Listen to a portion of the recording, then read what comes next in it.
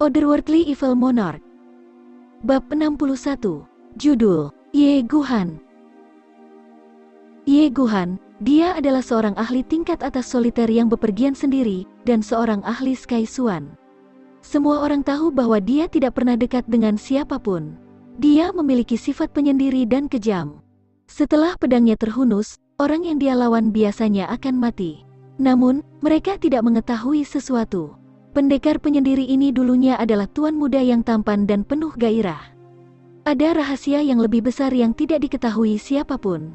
Ye Guhan dan permaisuri saat ini, Murong Xiu Xiu adalah kekasih masa kecil. Namun, untuk beberapa alasan yang tidak diketahui, keluarga Ye Guhan menolak dalam semalam. Nama keluarganya dihapus dari ibu kota untuk selanjutnya dan Ye Guhan menjadi gelandangan yang tidak punya uang. Saat itu, keluarga Murong adalah pembangkit tenaga listrik yang meliputi langit. Secara alami, mereka tidak akan membiarkan putri keluarga mereka menikah dengan siapapun yang tidak punya uang hanya dengan kultivasi tingkat perak Suan Qi. Keluarga Murong secara mencolok menghalangi mereka dan akhirnya menyebabkan kedua kekasih itu berpisah. Merasa sedih, Ye Guhan pergi sementara Murong Xiu Xiu putus asa. Murong Xiu Xiu mencoba bunuh diri beberapa kali tetapi diselamatkan dari ambang kematian.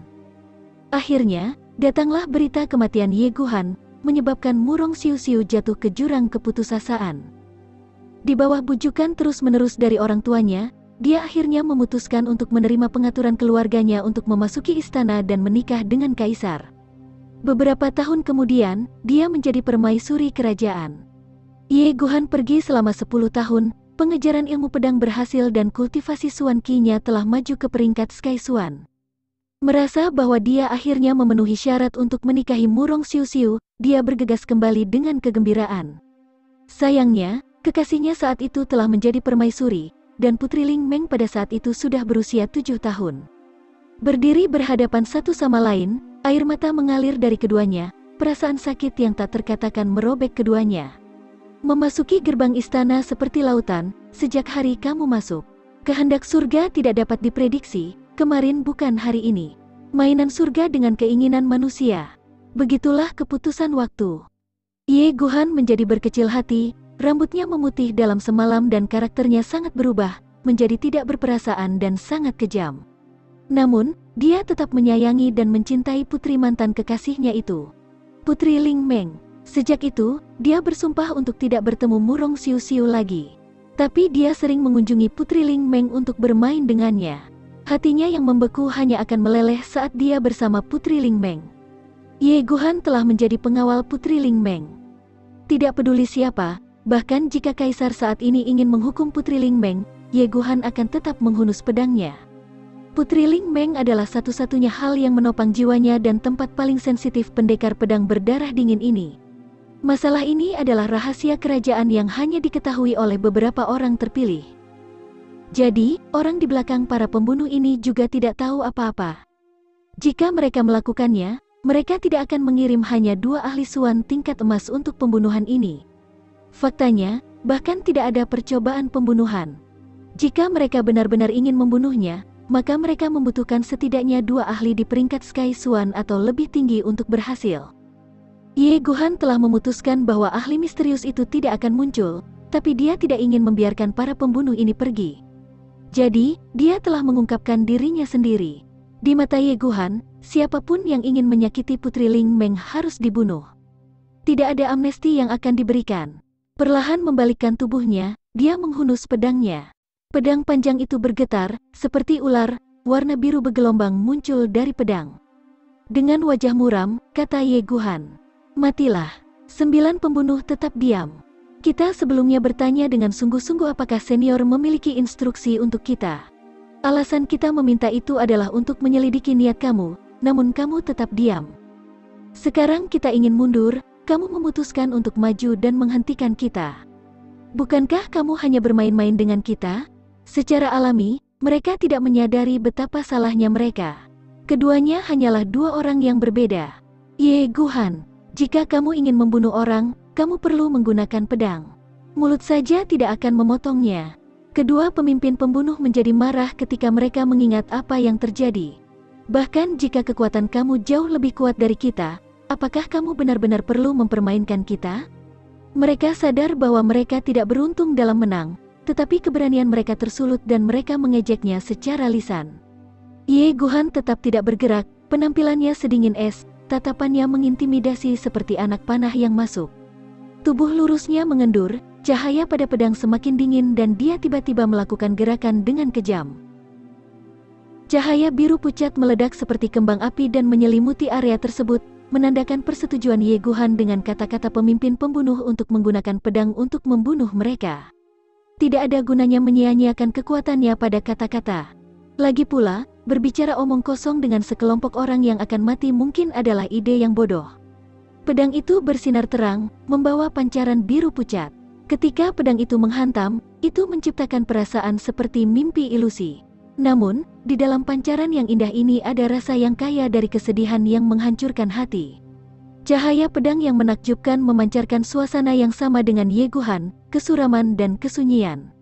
Ye Guhan membalikkan tubuhnya dan menyerang dengan pedangnya. Garis cahaya tiba-tiba muncul di tenggorokan pembunuh Silver Swan yang paling dekat dengannya. Kabut darah menyembur keluar, bercampur dengan pancaran biru pucat yang menutupi langit. Warna biru dan merah menyatu satu sama lain, menciptakan citra indah namun menghancurkan hati dalam adegan pembantaian ini. Pedang menghancurkan hati. Cakrawala tetap sulit dipahami. Kesendirian. Mayat si pembunuh perlahan jatuh. Ye Guhan mempertahankan ekspresi sedihnya.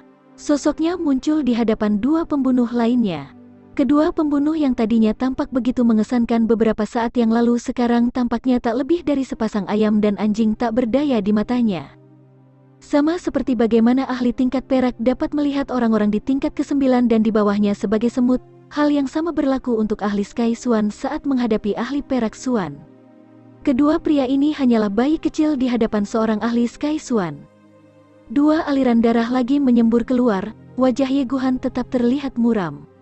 Di tengah langit yang dipenuhi darah, dia membawa mimpi seperti cahaya biru pucat bersamanya saat dia bergerak seperti hantu.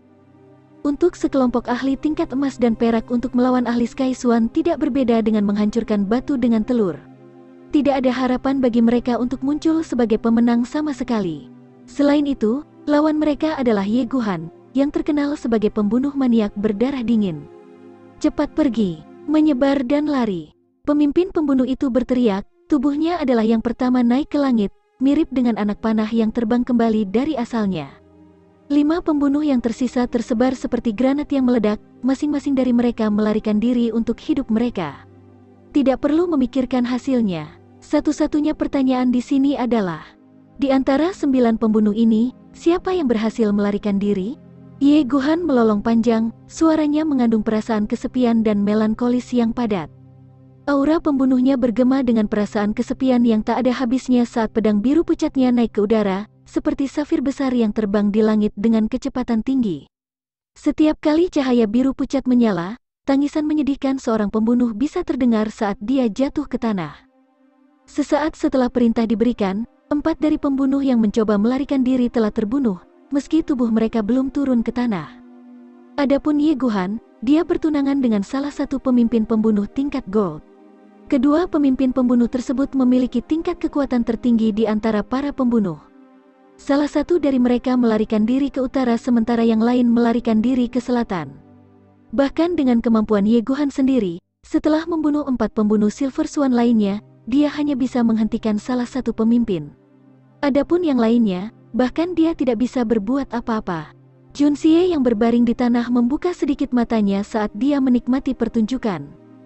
Menyaksikan kekuatan manusia super Ye Guhan, dia tidak bisa menahan perasaan terpesona. Dalam pertempuran terbuka, bahkan Jun Xie asli di kehidupan sebelumnya tidak bisa berharap untuk mengalahkan Ye Guhan. Ini menyebabkan Jun Xie memiliki evaluasi yang lebih tinggi terhadap kultivasi Swan Qi di dunia ini.